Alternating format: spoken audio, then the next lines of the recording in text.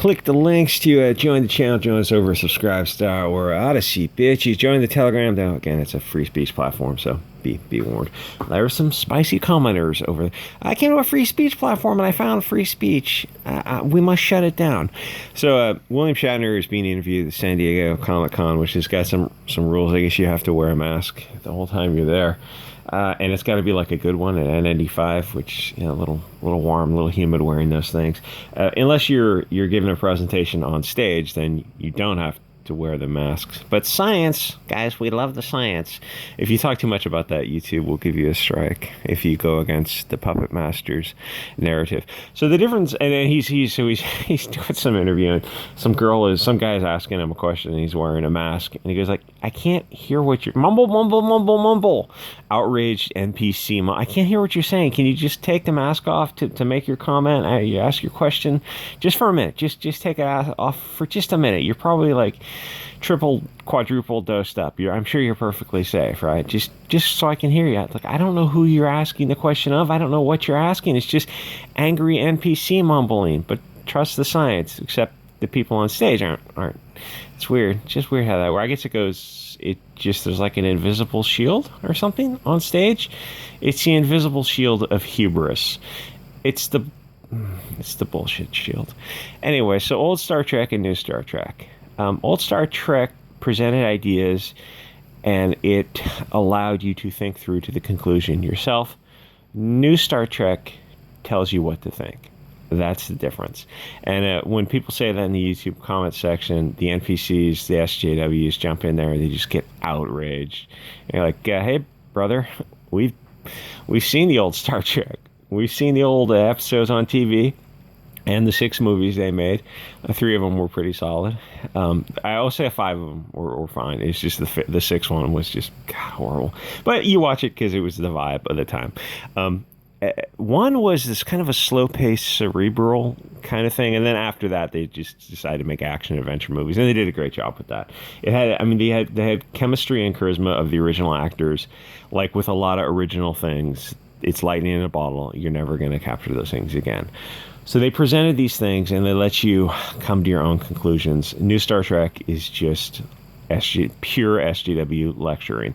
So when CBS came out with Star Trek Discovery, I don't know, 3 years ago, and they put the first 2 episodes. This is Telegram, where you can look at these thumbnails if you want. I guess they post the movies on Telegram. You're not allowed to watch them though, so definitely don't do that. And you can download them too if you want.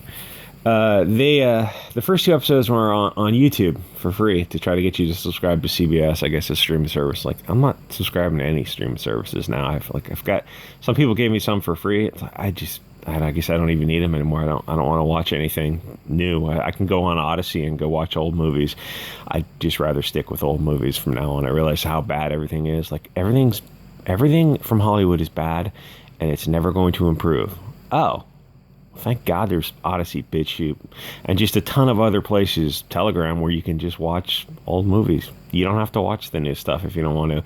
And for the love of God, you don't have to financially support these people. Anyway, so I go, I'll watch the first 2 Star Trek Discoveries.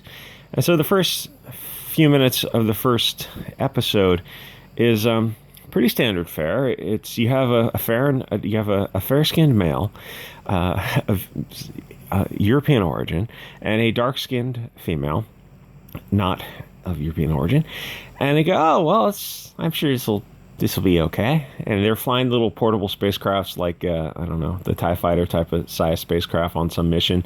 And unfortunately, the fair-skinned guy is arrogant and overbearing. I mean, he's not completely over the top, like he's not just dropping N-bombs and raising a Confederate flag or something like that, but he's just arrogant and overbearing. Oh, of course, he's blonde-haired, blue-eyed, fair-skinned, German central casting, and the dark-skinned girl has to be smart and calm and reasonable and warn him about his dangerous actions. And I think he blows up his own ship and gets destroyed, and she flies off. Like, I tried to teach that guy. It's like, oh, that was in the first 5 minutes of the show. That doesn't bode well. And you go, oh, come on, lighten up. It's only one episode. It's one episode of one show. No, it's not one episode of one show. It's in every show, in every cartoon. Like, didn't some Englishman invent the airplane? Like, space flight was kind of a American thing, but it's like men of European descent kind of invented that. It's like, didn't all the greatest engineering kind of come from that group of people? It's kind of weird how every time you turn on the TV for a commercial or for a movie, suddenly like the guys who built and invented the greatest inventions known to man are suddenly incapable and just absolutely incompetent, and they need to be talked down to by other people. It's like, it's in every freaking commercial and every show. You know what I'm talking about. You've seen all this stuff. That was fun. So no, that Star Trek Discovery was way, way heavy-handed, over the top. And they go, yeah, Star Trek has always been woke. Well, then go back and watch old Star Trek and tell me why it's so massively successful compared to new Star Trek. It's when you go to university and you get a science degree, it's like the professors are always telling us, like, we're going to teach you how to think for yourselves and come to your own conclusions. And that was different because it was a science degree, where modern, and the thing is, even if you're getting a liberal arts degree or whatever, it should be the same thing. But I suspect if you're going to university now, it's like they're telling you, like, hey, can we have diversity of opinion? Is it reasonable people can disagree without being disagreeable, and we can both arrive at different conclusions? And no, none of that. That's not the university experience now. But the counter to that is, like, why do we even have colleges when you can have everything online? Like, you never need to, you could do everything on a tablet and a desktop now. It's like you never need to actually commute to go to a college, when it's like you don't even need to go to school anymore. You could do it. It's like there's no reason not to have all that stuff digital. Anyway, so even William Shatner cannot try to rehab modern Star Trek, and he doesn't even try, because it would be like nobody's on board with this. What's happened to Star Trek and Star Wars and Ghostbusters and all these comics and movies and all these shows is they didn't like their old audience because it was the wrong people. It was people like you. So they wanted to substitute out that audience by degrading and dehumanizing people who look like you in the shows. It's like, well, that's one of the original Star Wars, Star Trek, whatever, it was what it was. It's, why don't you just follow along in their, Lord of the Rings or Wheel of Time? Like, why don't you just follow along the original storytelling footprints? Like, you don't have to put one group of people down to elevate another group of people. Why would you do that? That's what bad writers do. Well, everyone nowadays is a bad writer, and they have an agenda. Like, come on. I know I grind the fucking axe nonstop with this stuff, and it's like this agenda. Everyone sees this. It's not just, these far-right tinfoil hat conspiracy people who are talking about this agenda. I guess that would be me. Everyone has seen this stuff. Like, there's very few defenders who come in the comment sections and they have discussions about this and try to defend this, because it's just overwhelming. Like, my brother in Christ, have you turned on a TV and watched some commercials? Just take 2 hours on a Saturday with a piece of paper and start noticing commercials and pausing. They're like, oh, who's the protagonist? Who's the antagonist? Watch, like 10 commercials in a row, like 20 commercials. See where it lines up. You're like, oh, this is insane. Why are they portraying people? Is everyone in America black with a hip haircut? And like, for some reason, black chicks in commercials have their own hair, natural hair, as opposed to wearing a weave. It's weird how they do that in comics and in commercials for some reason. But it's like, yeah, that's like, 90% of America is the hip, slick and cool black guy with glasses who's trying to sell you insurance or something. And there's an incompetent white guy who's he's like sitting on the limb of his tree, and he's over his car and he's chainsawing his tree, and the tree falls down and wrecks the car and crashes the house and wrecks the black guy's boat. Oh no, isn't he so incompetent? Yeah, that's not really been our experience in the real world, but that's the TV experience. Anyway, William Shatner can't rehab Star Trek, and I guess they're not paying him, so he's not even. I'm sure if Star Trek CBS was paying him, he would say whatever they told him to say.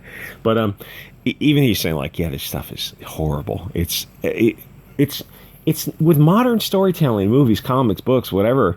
it's not like we don't have the old shows to go back to and compare. You can, like, I would love to do a watch along, watch all 6 Star Treks. Like, I don't know, Twitch or Amazon has watch along. I don't know how you do a watch along on Telegram, because stuff's all free there. To watch it, and then you can like watch one Star Trek.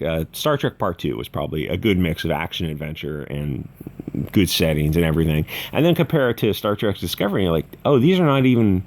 They're not even in the same galaxy. Why would you do this to such a great intellectual property? Oh, they're doing it because they hate you. Oh, that's it. They just hate you. That's just the anyway. So they're asking him about Roddenberry. I think I confuse that with Ray Bradbury, who is another great science fiction. Actually, I have a book by Ray Bradbury called The Halloween Tree. I should give it away. I should give it away now. That way you'll get it in time for Halloween. And if anyone wants that, let me know, and I will. If you got to this part of the video and you want that book, drop me an email, and I will. I'll mail it out. I have 1 copy. It's hardcover, and it's actually in pretty good condition. You can have it for free if you want it. It's a good book for kids, but it feels like I don't know if kids are reading too much these days. Anyway, so Roddenberry, what a genius creation he created with a budget of. Oh God! Back then, I bet you it was like $10,000 an episode. It was, everything was styrofoam, and they had different filters for the camera, and they went out to the desert somewhere. It's like, oh, it seems like every set is somewhere in the California desert with a green filter or a red filter, and then there's some hot chick, you painted her skin like some hot chick in a bikini. It's probably the same hot chick, and styrofoam rocks. And then there was some guy in like a Wookiee costume. It was fantastic for what it was. I mean, it was like, that was what you had. I don't know, even when it came out, late 60s or something. It's like that's what you had. It was amazing. I mean, it was the 70s. Anyway, so he can't try to save it. It's so bad. I mean, you can go watch it for yourself. You can find the new stuff. Oh, anyway, so I go to Odyssey, and I'm looking up because people put a lot of movies they're not supposed to on Odyssey and BitChute and a bunch of other sites. And they have all the old Star Trek on Odyssey, the movies. And then when you start looking up Star Trek Discovery, they don't even bother putting them online because nobody wants to watch them. There's a lot of reviews on Odyssey about why Star Trek Discovery is so bad, but nobody even wants to watch it. Like, the reviews are more interesting. It's the same with Star Wars, the recent Disney Star Wars. The reviews by Mahler and Nerdrotic are way more interesting than the Disney Star Wars. I mean, you couldn't, like, oh, still watch along. I watched Disney Star Wars. Oh, unless it was a Mystery Science Theater thing, that would be. And there was some pharmaceutical. We're all on the same pharmaceutical page when we're watching that. That might be a way to watch it. Anyway, like, comment, subscribe, and I will see you guys on the next episode.